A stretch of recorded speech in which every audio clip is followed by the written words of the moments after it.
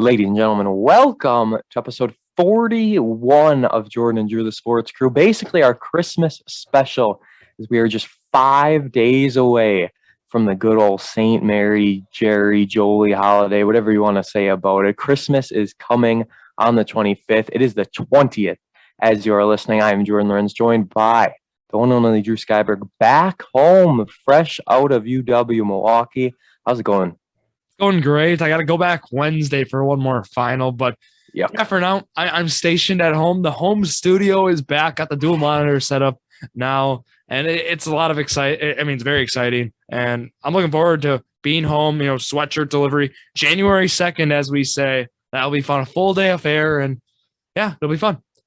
I just delivered 2 in the past weekend, and that was nice. And then I got one more. All I got is one more to get out, and then we'll figure out if I can help you with anything else, or we'll get them all. We'll got them all. I got Elise coming with me. She was on the podcast, as we know, a few weeks ago. Yes. The Milwaukee season report.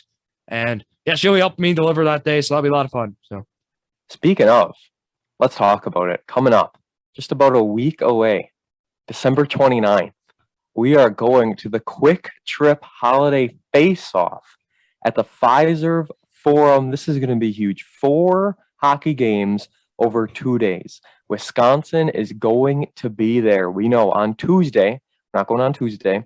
On Tuesday, Wisconsin is playing Yale in a game, and then that game is at 7:30 Tuesday night. At 4 o'clock on Tuesday, Bowling Green is playing Providence. So those are 2 matchups on Tuesday. The winners will face off at 7:30 on Wednesday night in the championship game, and then at 4 o'clock, the first game will be the 2 losers of that game. So if Wisconsin loses to Yale, which I'm going to be honest, they probably will. When Wisconsin loses to Yale, they'll play either Bowling Green or Providence at 4 o'clock, and then the winners play at 7:30. You guys got to get your tickets to this. KT Rewards. Use that coupon code. You get 50% off your ticket. We got some absolutely beautiful center ice tickets. They were literally like $30. You get to go to 2 games. Drew, this is hype. Yeah, I'm looking forward to it. It'll be a fun Wednesday night in Milwaukee. And we can watch some college hockey, so it doesn't get any better than that. And even at the Fiserv Forum, it seems like, Jordan, well, my first impression was they're trying to attract maybe like a potential NHL expansion team to Milwaukee by doing an event like this. I mean, when you have the Fiserv Forum and you're showing you can host hockey. Well, the Arizona Coyotes, their lease is up after this year. Yeah. So I know a lot of people have been trying to say we should get them over here to Milwaukee. So who knows? I mean, it could be interesting if that happens, but I don't know. It's going to take a lot of work to see if they can make it work. Obviously, then you got to schedule the Bucks games differently and all that, and you got to have the ice that stays there Marquette. year-round. Marquette as well. I don't know if Marquette would get booted. I'm sure they wouldn't, but that'd be a lot of scheduling conflicts. Oh, absolutely. That would be big time. The Badgers, though, they're 5-12-1 on the year, so they're not doing the best. However, they have their highlight win of the year. Back on November 5th, they beat Minnesota in overtime. Minnesota, the number 5 ranked team, they beat them 4-3. So that's their big win of the year. But other than that, they've been struggling this year. And, they even lost an exhibition game to the U.S. under-18 team. So, I mean, I understand it's an exhibition, but still, that's not a good loss to have. They last played on the 11th, and then they've been off until the 28th when they play Yale. So that is a long rest for them. Obviously good, you're skating up and down center ice the whole time, but it's going to be interesting to say the least. But we'll get to see the Badgers nonetheless, and then a championship game. It's going to be a whole lot of fun. 2 games for the price of 1, basically. So that's all we got there, guys. We have a Twitter. Don't forget, we now have a Twitter account, and it is firing on all cylinders. We're tweeting a lot on there. I mean, there's a bunch of different stuff we're trying to do. I live tweeted during the Packer game last week. I don't think I'm going to hear during the Ravens game, but at JD Sports Pod on Twitter, that is it. We're talking to people, we're liking tweets, we're retweeting a lot of stats of the week going on there. And that's very important for this week because we only have 1. So we'll talk about that when we get there. However, it's just, I'm so glad we're finally on Twitter. Yeah, I am too. It took a little bit, but we finally decided it's time for Twitter. And Jordon Lawrenz, shout out to him for making an excellent banner for our Twitter. YouTube one too. I don't know if you guys have noticed, but Twitter's been great so far. We've been able to, tweet about like events that Jordan and I are doing, like when he's announcing, if I'm at some sporting event. It's been a lot of fun. So just keep a lookout for all those good things that will be on the Twitter. And I'm trying to like not tag, I guess, but like at the end of the tweets I'm tweeting, I like put my name after it so people know who's saying it and stuff. Or I'm just trying to do that, spice it up a little bit. But yeah, it's a lot of fun on Twitter. Jordan Drew _sports crew on the Instagram, and Jordan and Drew the Sports Crew on Facebook and on YouTube. So there's all the plugs, guys. We've got a humongous shout out this week. It is going, of course, to Badgers volleyball. The Wisconsin Badgers, for the first time ever, are national champions. A 31-3 record on the year. They lost to Purdue twice in the regular season, but other than that, I mean, this team was red hot. They started out with just a bunch of sweeps left and right, including sweeps over Marquette and Green Bay. They ended up losing to Maryland in 5 sets, which was just a little setback, but it didn't matter because at the end of the day, ran through the Big Ten, and then they got to the tournament, swept Colgate, Florida Gulf Coast, UCLA, and Minnesota. UCLA and Minnesota, both top 15 ranked teams. Then they stunned undefeated Louisville, beating them in 5 sets, and then the championship on Saturday night. My goodness, they lost the first set, won the next 2. Nebraska came back and won the 4th. Badgers were up 6-0 in the 5th set at one point. You only played a 15, but then Nebraska was back in it, and finally the Badgers were able to put the Cornhuskers away, winning the national championship in 5 sets. It was crazy because they thought they won at one point in the 5th set, but the ball was actually tipped. Nebraska challenged it. It was a very deflating way to what we thought was going to be the end, but thankfully the Badgers ended up getting the job done. National champs for the first time ever. Drew, this is special. It really is, and having Dana Retke as your top player, 5-year senior, 5-time All-American, and then winning National Player of the Year her 5th year. This has to be one of the greatest athletes to ever come out of Wisconsin, regardless, like out of all sports. Like, come on. And this is one of the greatest ways to cap it off. And it was just great for that team. I was watching too, Jordan, watching them celebrate that 15th point in that 5th set was great to see, and it was well deserved. And it was good they were able to end it on a kill instead of, how it ended before, even though it was a tough challenge. But yeah, the 15th point was big, and Wisconsin gets their first national championship. 409 kills on the year for Dana. The next closest, Julia Orza with 309. She had 100 more kills than the person in second behind her. Grace Loberg with 305 as well. You want to talk about the glue that puts this team together. Sydney Hilly, 1,458 assists on the year. That's how you do it right there. This Badger team was just unreal. Saturday night was absolutely loaded. There was UFC on at 6 o'clock. I watched that. Wonder Boy sadly lost in the co-main. The Black Beast got the job done in the main event. First round knockout. We love Derek Lewis. So great to see him back. That guy's hilarious. You need to check out his post-fight interview. Then after that, Jake Paul, Tyron Woodley too. Yikes, we don't even want to talk about what happened there. Frank Gore and Darren Williams, Drew. You know those two, right? Football player, basketball player. I know they are. Yeah. They were boxing in the undercard. A 4-round exhibition. That was wild. I mean, those are the fights I love the most because when it belongs, so that's what I call a circus fight, right? It's two guys who don't belong in there, don't deserve to be anywhere near the sport. A circus fight with a circus main event of some stupid YouTuber who just gets all the attention on himself. So I think it belonged on that card perfectly, and they were pushing and shoving each other. Frank Gore was trying to take him down. It was a wild fight, but it was super enjoyable. And also Saturday night, the Colts Patriots were on. Colts stunned the Patriots and their winning streak.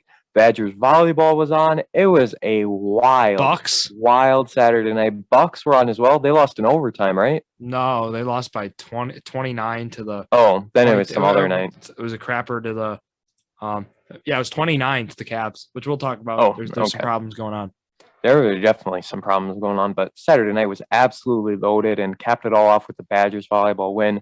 So great to see. And unless you got anything else to say, we've got a very interesting stat of the week. Let's go with stats of the week. Stat. So, yes, it is a stats of the week. It is just one this week. So this is interesting, right? We are going with just one stat because I thought this man, he deserves the whole spotlight to himself.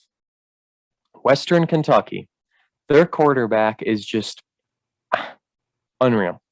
5,967 passing yards, 262 touchdowns on the year for Bailey Zappe. I mean, Zappe. I don't quite know how to pronounce his last name. I probably should have figured that out, but still. At the end of the day, these are video game-like numbers. He had 13 more passing touchdowns than Bryce Young, who won the Heisman. 13 more to end the regular season. He broke Joe Burrow's passing touchdown record of 60. This guy comes out and gets 62 with this wild bowl game performance. I've never seen anything like this guy so far in the season, and I'm going to play the call of his last touchdown pass because this is probably the most disappointing call to break a record I've ever heard. So hopefully we can all hear this and just take a listen. I was so disappointed when I heard this. Will this be history? Yes, it's Tinsley. There it is, Mitchell Tinsley. The 61st touchdown pass of the season for Bailey Zappe. Most all time. Wow. That was it from about Bailey Zappe. That's it. And listen to this. It's just dead air. Looking at the rest of this team, so happy for him. He's got that record-breaking football play. Exceptional play calling. I think Jordon Lawrenz is going to have to teach them a lesson about how to kind of celebrate a big-time call. I don't understand. 61. That was the record breaker. He went on to get another one, but I just don't get that at all. That was very, very bad. I was completely underwhelmed when I heard that. Yeah, BA's call for Curry breaking a 3-point record. I think that was some good stuff. I think that that's was kind great. Of we got to look at from an announcing standpoint in order, for I don't know that announcer's name, but yeah, I don't know. I don't know who that one was either. You would think a bigger and more exciting call, but obviously he knew coming into the game. He was told that was going to be the record if he ended up getting there. But I mean, to just like I said, he gave him nothing. Like there was really nothing at all in that call that added to the excitement. He knew that the record was there. He knew it could happen. But let's listen to BA's call for the 3-pointer. This is great. Wait, I'll rewind it.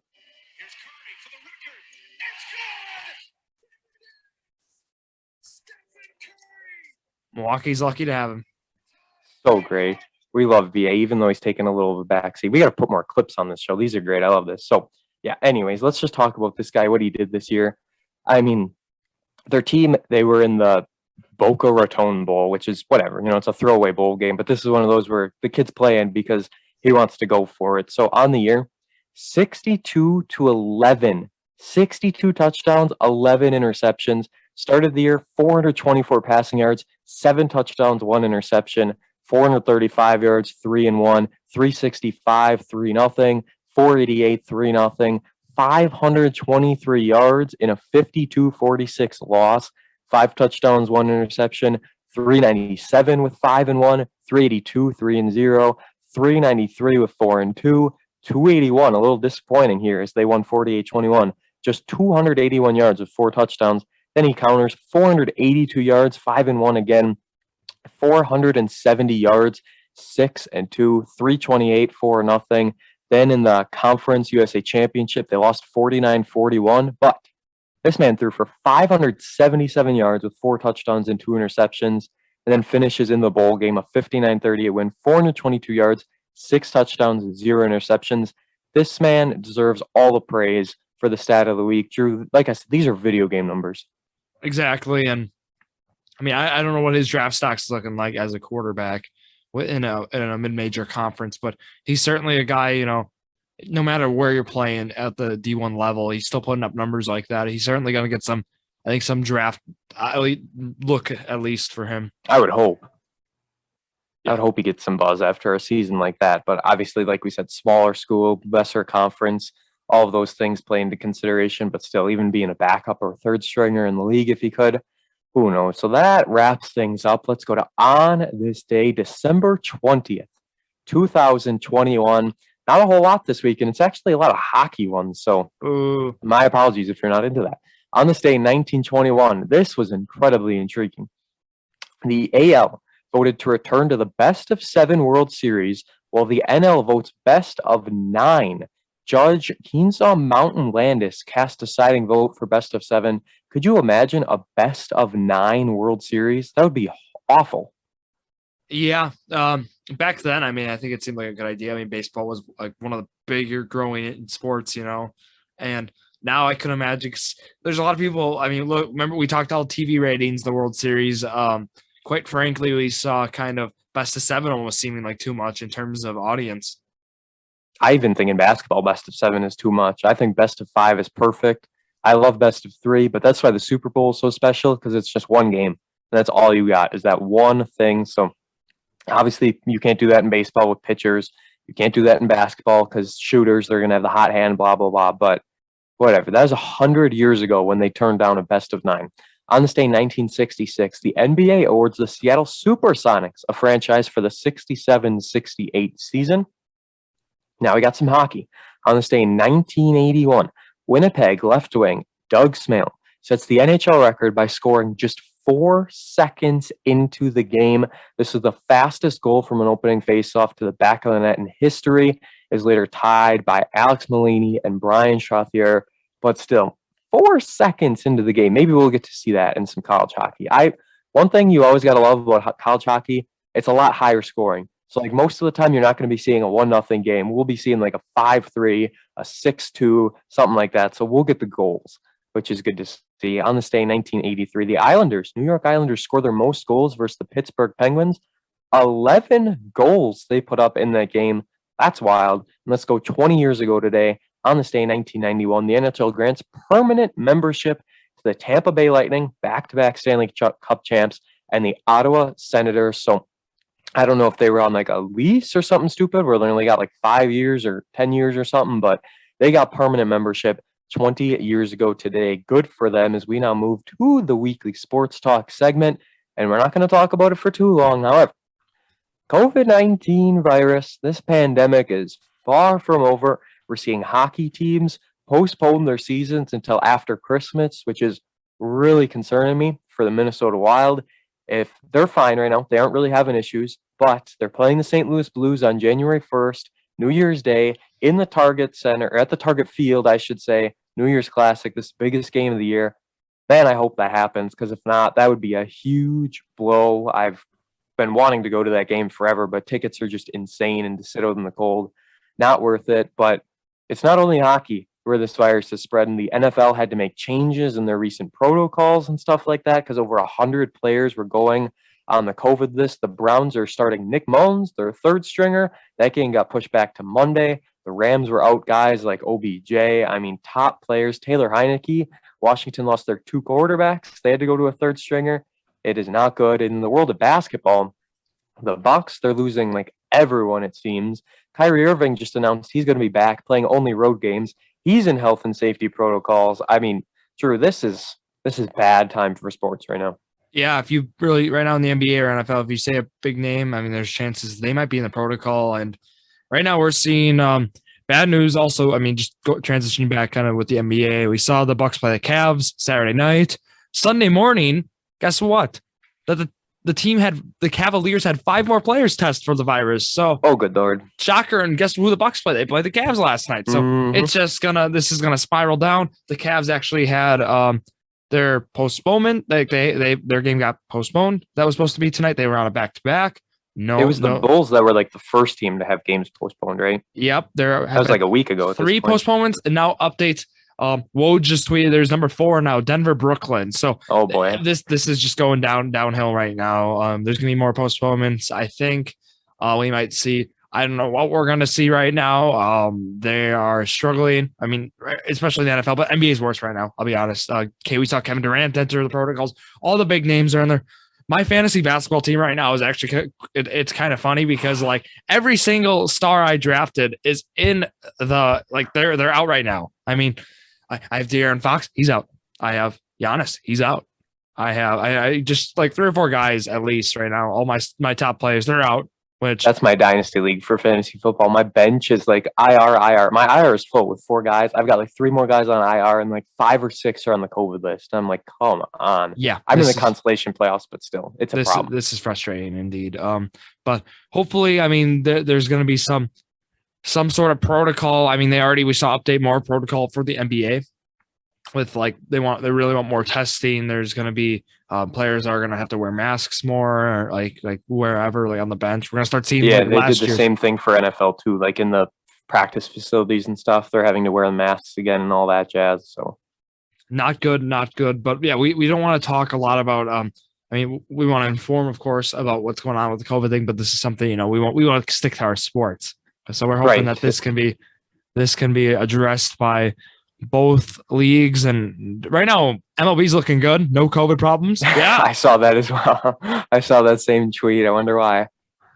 0 COVID cases for Major League Baseball right now, which is good. I mean, granted, they're in a lockout, so yeah, exactly. It's going to be the blank picture, that we all see is going to test positive for COVID. Is how it's bad. There's no other way to put it other than this is terrible. Do you have any other Bucks stuff you want to mention here before we go to hockey talk? Yeah, well, just sticking with Bucks for a little bit. Right now, with Giannis being out, as we know, but and he's playing like an MVP candidate right now. I know the big names, Curry and Durant, are kind of hovering over, but like guys like Jokic and Giannis, they need some love too, because I think there's certainly a chance those two are. They're for sure in the MVP talk. There's a chance they can win it too. But yeah, the Bucks played the Cavs, and yeah, everyone's out. We saw the Wisconsin Herd play in Milwaukee last night. Basically, is how I put it. That's bad. Yeah, we saw Grayson Allen was out. Dante DiVincenzo's still out. Brooke Lopez out with his injury. Rodney Hood out. Bobby Portis out. Wesley Matthews out. Checking to you. Chris Middleton out. Drew Holiday out. Giannis out. This is like last week when you interrupted me when I was talking about Marquette's schedule. I should just tell you to stop right now. It's bad. Drew Holiday. I think he was actually not out because of health and safety protocols, but I think he was out with because I think he was just like rest. But the guys he had like a 40-point game one time, so good for him. The guys who played 40+ minutes though, Javonte Smart. We saw him kind of come from the G League, I believe is where he's from, the Herd. Played 44 minutes, didn't play well, 2 for 14 shooting, but George Hill played 22 minutes. Semi Ojeleye 18. DeMarcus Cousins played 27. Sandro Mamukelashvili played 42, and then Jordan Nwora played 42 as well. He had 28 points. He played very well, but Thanasis played 25 just to kind of round that out. They lost by 29 then was kind of the score. It was close at half, and then from there, the Cavs just ran away with it. So, yeah, not looking good for the Bucks, but again, everyone's out. So, there's no worry. It's just a matter of getting these guys back. So, that's the Bucks situation right now.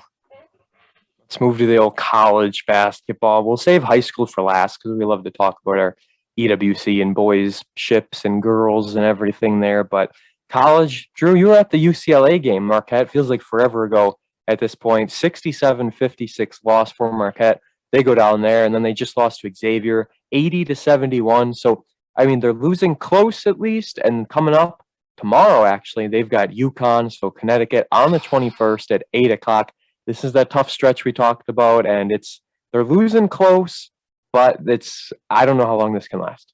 They hung in there against Xavier most of the game. First, they hung in there, and then they made some free throws down the stretch. It was like 5 or 6 mostly. When I got home, I saw they were only down by 5 with a minute left.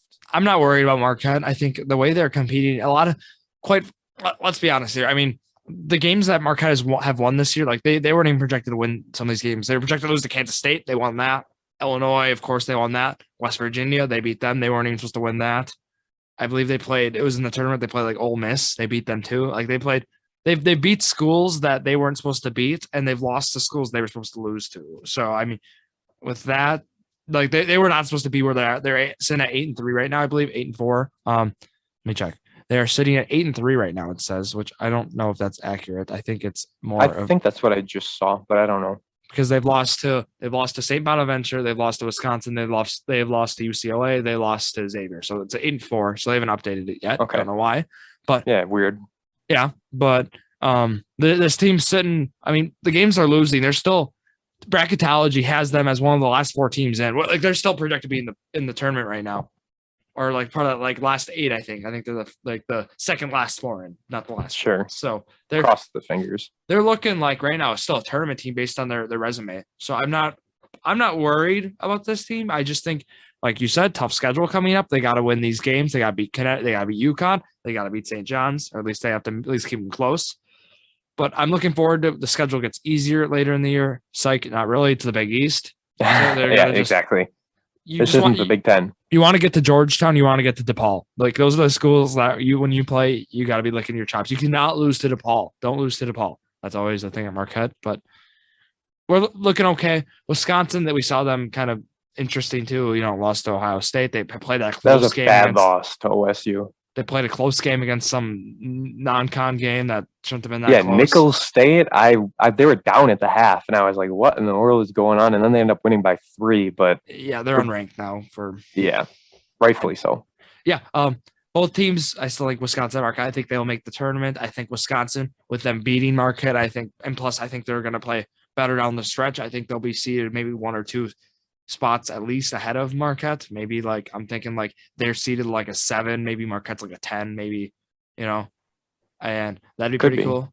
But yeah, there's going to be some tournament games in Milwaukee too. They're hosting a region. Yes, so they are. I think, and that's going to be something, if people want to try capitalize on. I was looking tickets, $90 right now. So I was very sad because I'm going to be in Phoenix at that time. Like it's been years since they've had tournament games here in Milwaukee, and the one time they do, I'm away in Phoenix. I'll be partying up there. But we're looking at a Badgers team who's got one more game coming up this week on the 23rd. Morgan State they're playing. And then on the 29th, they play Illinois State before you really get into the Purdues and the Iowas and Marylands and Ohio State again. So pretty easy next 2 games for the Badgers to round out the year. Right now, Baylor is still the number 1 seed in college basketball. Duke and Purdue are at 2 and 3.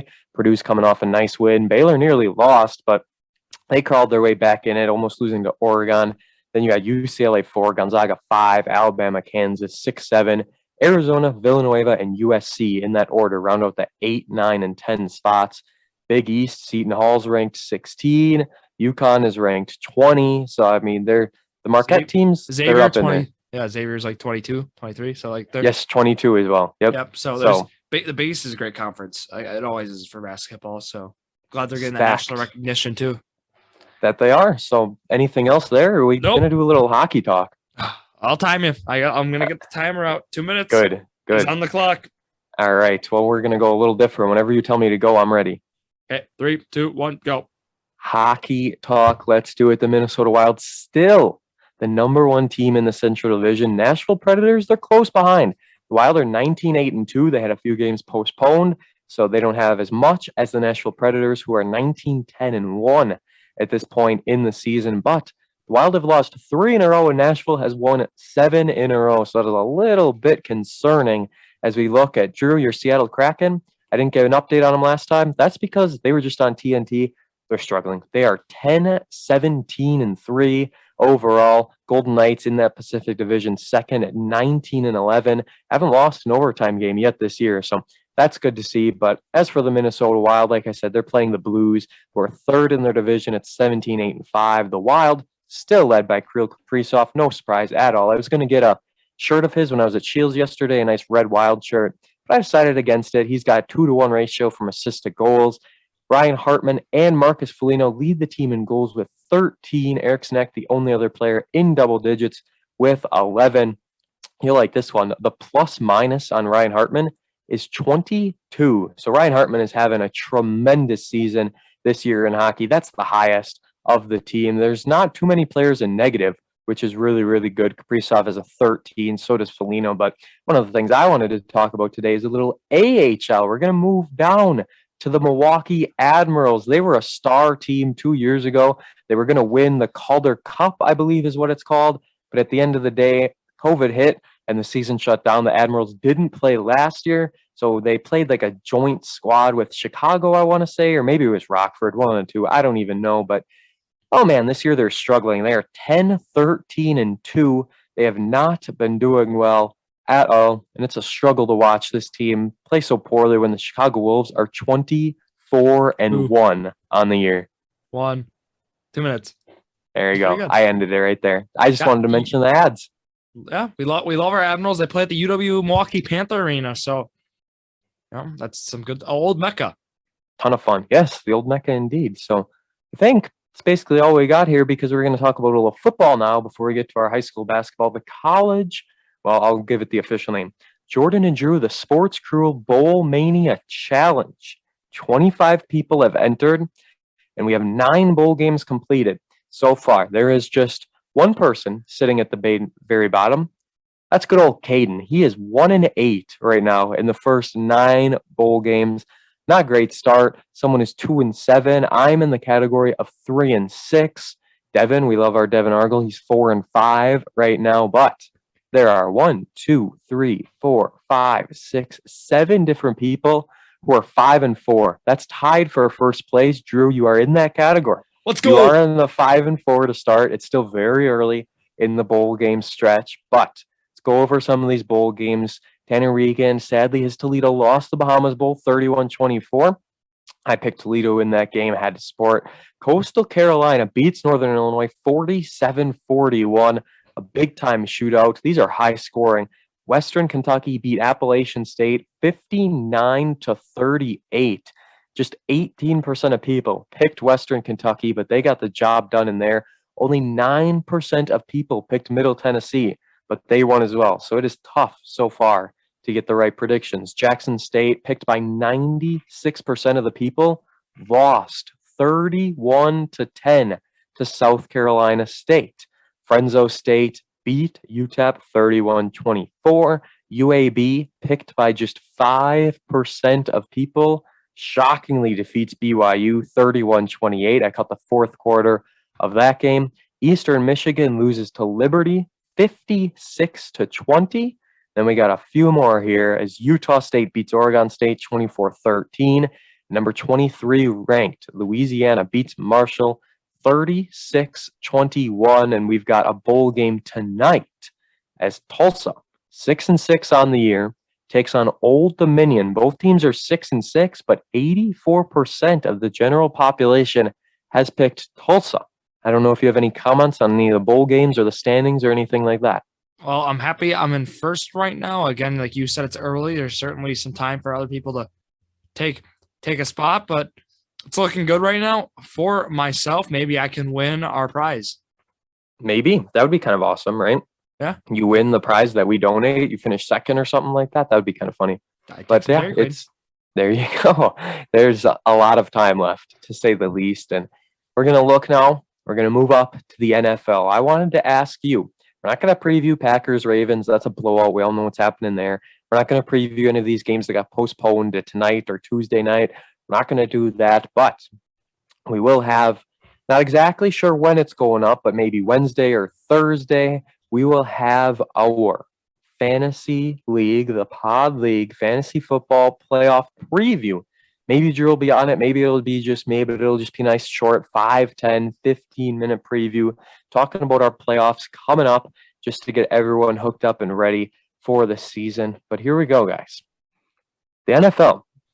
I have to ask you, the MVP of the year. It's obviously a quarterback award. We know it. Tom Brady, Aaron Rodgers, throw Patrick Mahomes back in there, Matthew Stafford, Jonathan Taylor. 500 more rushing yards than Joe Mixon behind him. JT has scored a touchdown in 11 straight games. He has 17 rushing touchdowns on the year.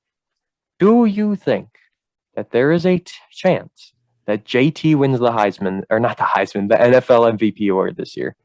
Yeah, I think that's certainly in the possibilities of outcomes here. I think he is. I mean, like you mentioned, the numbers he's putting up, he certainly has to be in the consideration. I think you can still even throw, let's see how Kyler Murray performs. I know he missed some games. I think you would maybe throw him in there. That was the only thing why I didn't want to mention him, because he missed a few games. They talk about how he's got the highest completion percentage in the league, but that's misleading because he missed 3 games, I think. So that takes a bit away.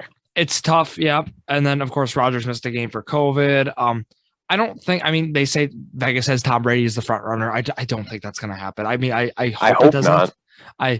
I would be shocked. I mean, he's playing great. Don't get me wrong. But again, I think there's a better candidate than a guy like Tom Brady. I think the odds of Aaron Rodgers, let's say, repeating, I think they are very slim. But again, he's putting out together a great year. I don't think. While hurt, but I don't think he wins the MVP either. I think if you throw 3 finalists in there, I think if I have to give 3 finalists, I think just because Kyler missed games, I think let's see how he performs the rest of the year. If he puts up the numbers he's putting up at the start of the year, I think he certainly could be in that. But if you have to give me a top 3 right now, I'll go Brady. I'll go Rogers. I'll go JT, and I don't see why JT can't win it. I think I'm all for running back winning it. I know we've seen it being a quarterback award. I think that needs to not happen, but right. I think JT deserves it. So I'm gonna say Jonathan Taylor can be in the odds, and it's crazy right now because Brady's right now per bet MGM. He's a plus 160 and ahead of, and then we have Rogers plus 600. So wow, that's interesting. And then we also it was looking like Derrick Henry could have won the MVP before he got hurt. Like he was in that stretch. Yeah. And now JT is completely taken over. He only has 6 games on the year with under 100 rushing yards. 3 of them were the first 3 games of the year where the Colts started 0-3. But other than that, I mean, this guy has 143 and 170 in his last 2 games.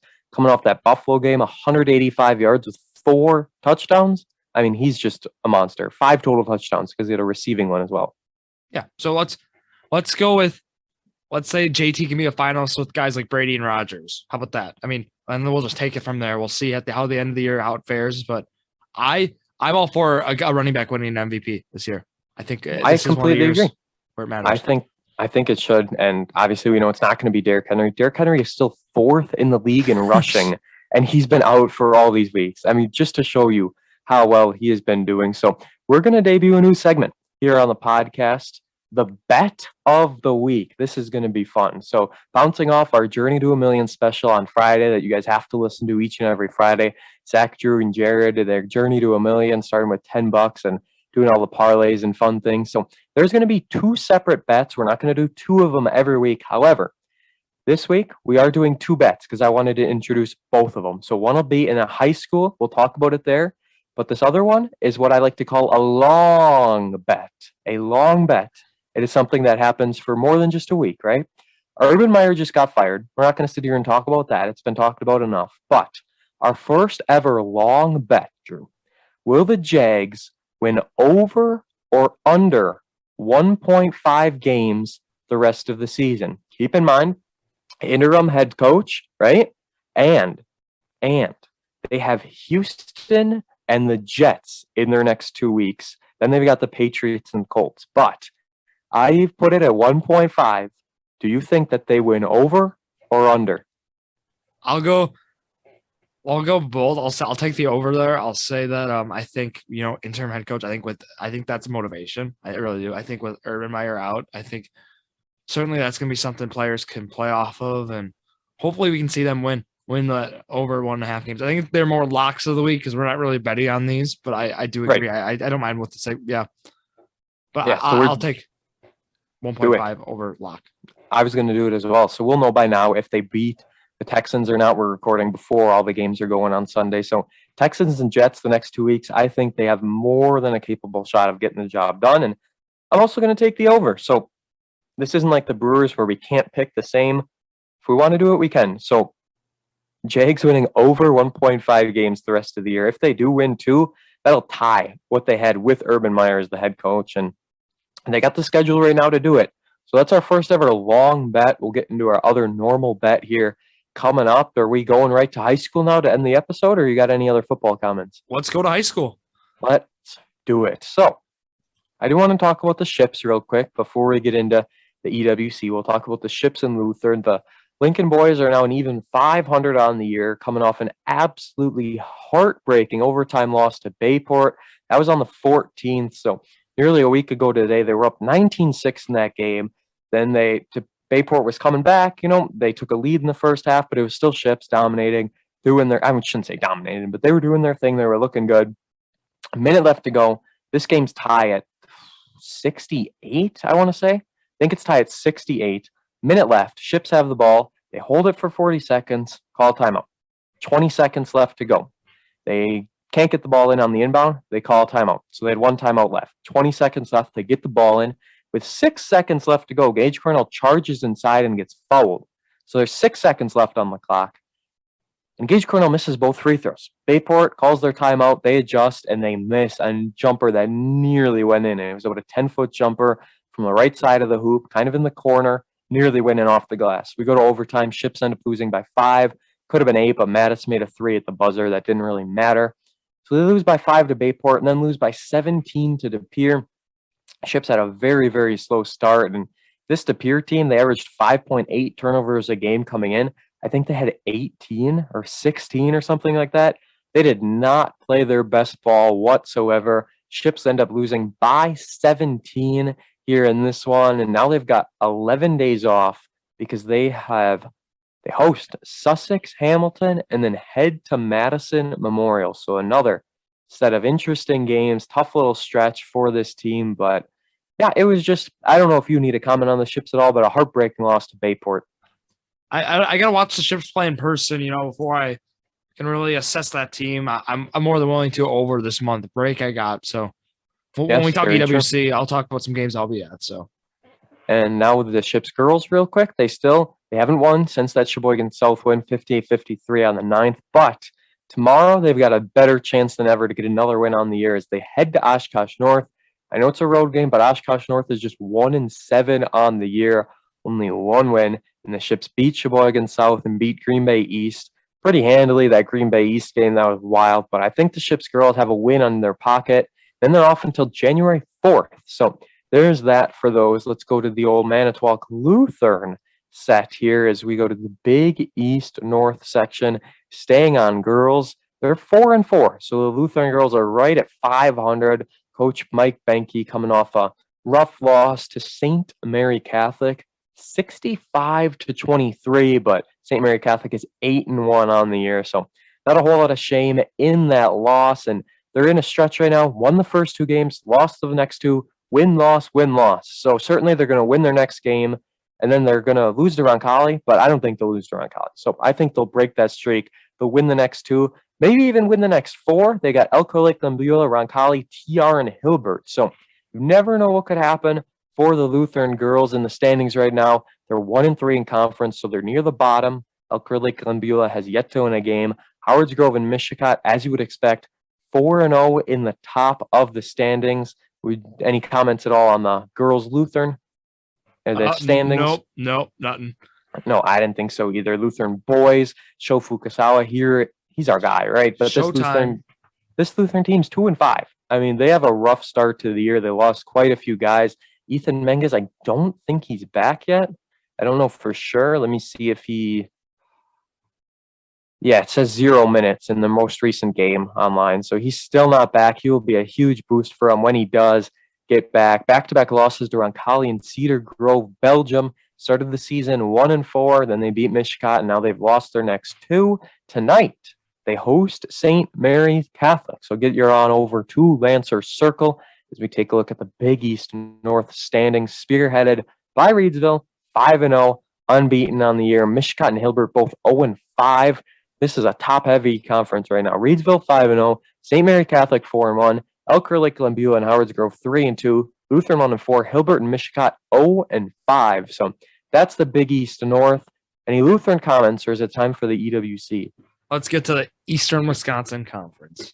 Let's do it. We have a bet of the week coming up in here. What I like about the bets is I don't tell you them beforehand, so it's just a lot of fun because in the EWC, right, we're looking at a conference schedule where we've got some games coming up on Tuesday. But let's talk about the week we just had. We have a few games tonight as well, I should say, but let's go back to Tuesday. There was a few games. On the 14th, we saw Sheboygan Falls lose to Kingdom Prep Lutheran by 21. Chilton beat Hilbert 51-30. Then Roncalli beat Lutheran. As we said, they're an 82-55 win. Luke Pouts in that game with only 35. So only 35-11 for Luke Pouts. Little of a disappointing performance. Just kidding. Let's move to Thursday. On the 16th, 4 games. Brilliant beats the Valders Vikings 64-58. And I know that was a little tough to swallow. It was a tough game. Yeah, we'll have Robert on this week, so we'll break that game down more. But yeah, it was a close game. Valders played really well, and like they could have easily won that game. They're looking...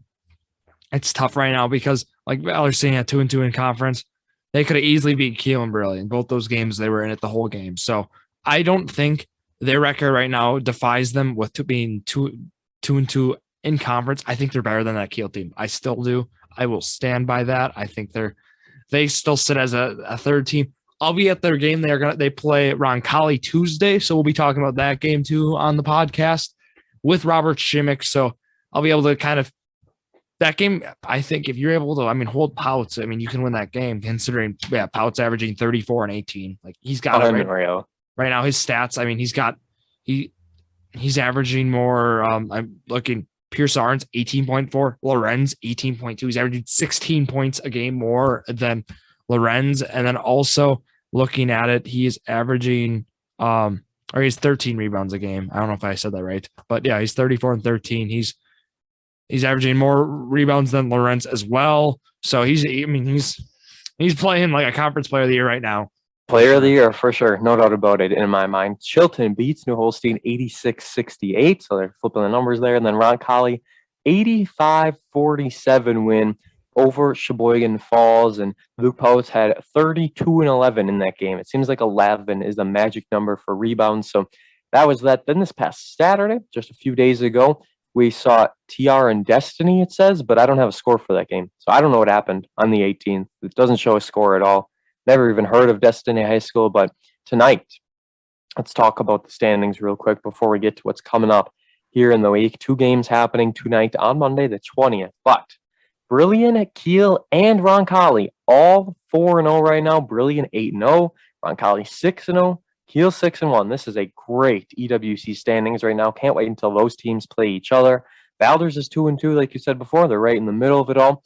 Chilton and New Holstein both 1-3, and then Falls and TR at 0-4. Last week, I should have done our long bet of if TR wins the game all year, but that was last week. No, that was in the books. We both said no. We don't believe so. So we can just keep that on the unofficial record. But let's talk about the standings right now. Brilliant, Kiel, Roncalli, unbeaten at the top right now. Who do you think pulls it out at the end of the year? Brilliant, Kiel, Roncalli. Okay. This is tough right now because I have not seen Valders play Roncalli. This will answer a lot of answerability. I want to see how Valders. Next week we can discuss a little more, you think? Yeah, but right now, if you give me a team who's going to go all the way, I still think I'm going to go Brilliant. But I think if Roncalli, I want to see Luke Pouts play in person. I want to see how he's looking right now. But I think, and obviously the stats don't lie, and I've seen obviously some footage and stuff, right? And I've seen play in years past in person. I just want to see how it looks this year, with him kind of being that main source of offense compared to when he had guys like Tyler Bonin or some other guys. So I'll go Brilliant. I think Brilliant and Roncalli are still the top 2. I know Kiel's 4-0 as well, but I think those 2 teams are still better than Kiel. I think a step above Kiel. And I agree with you, but I love this Kiel team. Pius Aaron's 18.4 a game, Grant Mons 12.1 a game, Mitch Ellinger's 11.3, 3 guys in double digits, and then 2 underrated. More. I agree. I think this Kiel team is dominant, and Grant Mons 17.6 boards a game. He had that one game that was the outlier, which kind of sets it apart. But I love this Kiel team. I do agree with the fact that they're underrated. I think we got to give them more time to see how they develop and play in these games. Yes. Tuesday they play. They have a good test against Brilliant. So yep. I want to see how that game. Tuesday's going to answer a lot of questions. Is how I want to put it. So we can revisit that conference kind of prediction. But I think right now I'll go Brilliant. Yes, and Tuesday's a huge game, like you said. But also tonight, New Holstein is at Sheboygan South, and then Chilton at Ripon, a little non-conference action. And here we go. Bet of the week. This is our normal bet. And all right, let's just get right into it. Valders is at Roncalli, right? At the hangar. Roncalli hosting Valders. Our bet of the week. Does Roncalli win by over or under 17.5? You think they're going to beat Valders by that much? That's our over-under for this game. Under? Okay. I knew you'd take the under. I think Valders has a chance to win this game. I'll be honest. I know you do. Okay. Yeah, no, I'll take that. I'm going over because I just wanted to. I don't think it'll be a big time blowout, but I still think they have a chance to win by 20.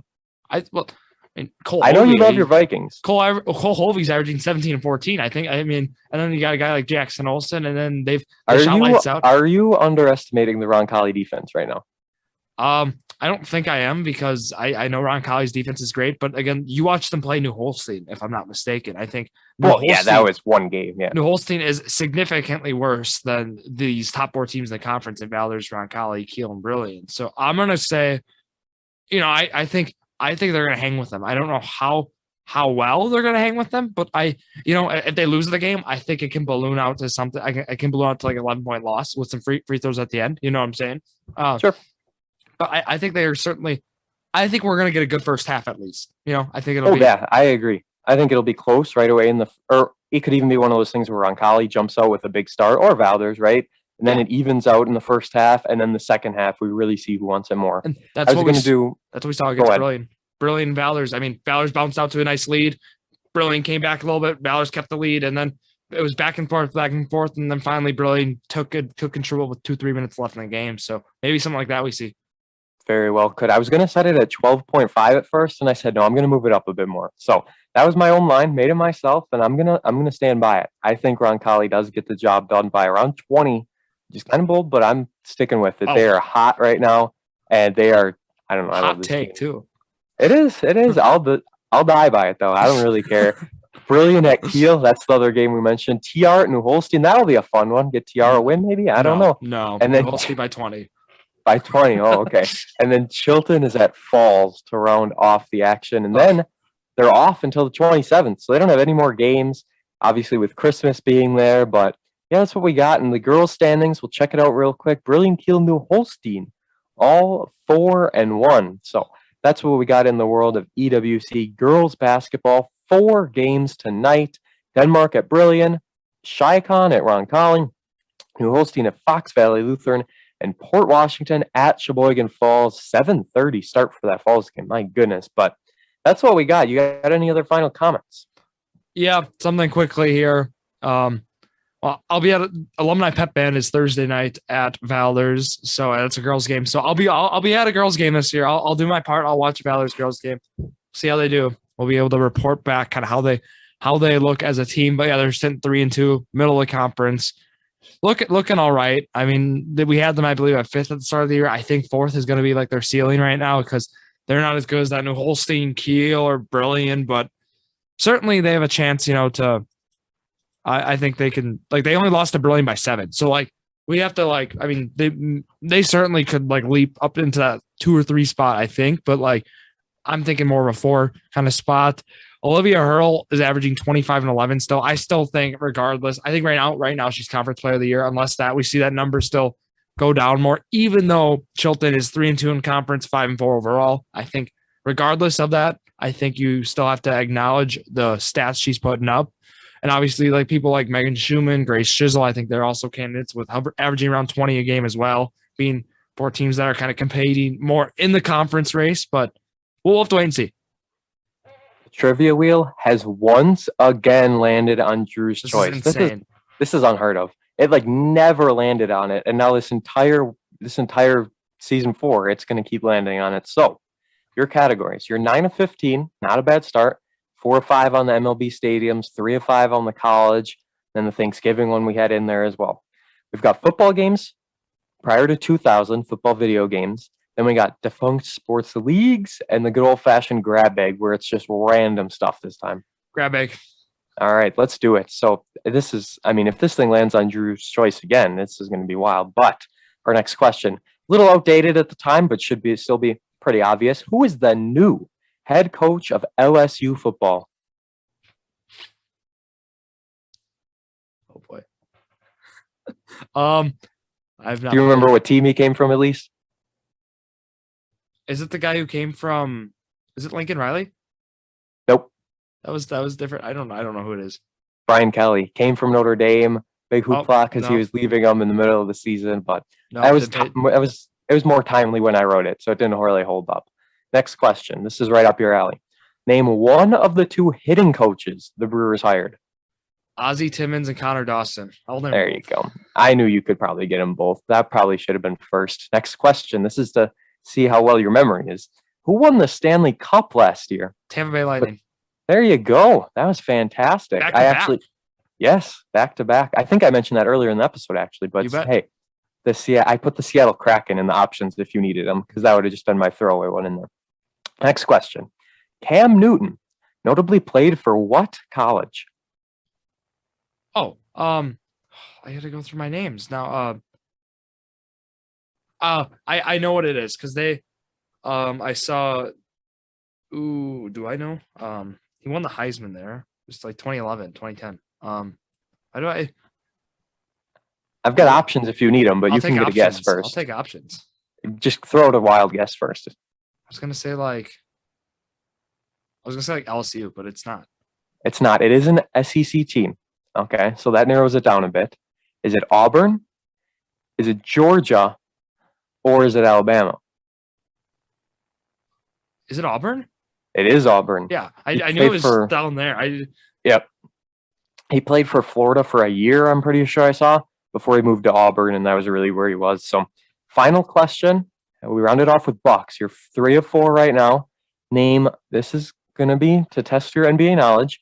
Name 3 teams DeMarcus Cousins played for before getting signed with the Bucks. Okay, I can do it.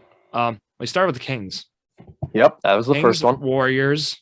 That was the third one. And then he had that stint with the Clippers. That was weird. Or Lakers, my bad. Nope, it was the Clippers. You were right. You said it first. Clippers. You got lucky. It was the Clippers. So that rounds it off. You did good. It was the Kings, Pelicans, Warriors, Rockets, and Clippers. So a 4 of 5 on the old grab bag. Only the Brian Kelly one threw you off. So that is not bad at all. Let's bump you up to 13 out of 20 on trivia. Take it. And not bad. Let's do it. So that rounds it off, right? We are cruising through season 4 of trivia. We've got 30 more questions remaining. We've got football video games prior to 2000 and defunct sports leagues. Then I got to make up 4 other sets of trivia. Obviously, we'll do like a EWC in December or something like that. We'll figure it all out and we will hammer it out. But 13 out of 20 right now to start. And that's all we got for episode 41. If you got nothing else, you can shout yourself out and we'll get out of here. Yeah, you guys know the drill. Drew Skyberg, DREW, SKYBERG, all platforms. Don't you forget that we now have the Twitter, JD Sports Pod. That is on there as well. Jordan Drew _ Sports Crew on the Instagram. And that's what we got, guys. Thank you all. I hope you all have a happy holidays, Merry Christmas. And don't forget, big week for us. 4-episode week. Journey to a Million, episode 2 on Christmas Eve. Robert Shimmick will be on to discuss some EWC boys, and then the Fantasy Pod League preview in the world of fantasy football. That'll be previewing the playoffs coming up in the Pod League. Thank you all for listening to episode 41 of Jordan and Drew, the Sports Crew, the perfect podcast for you.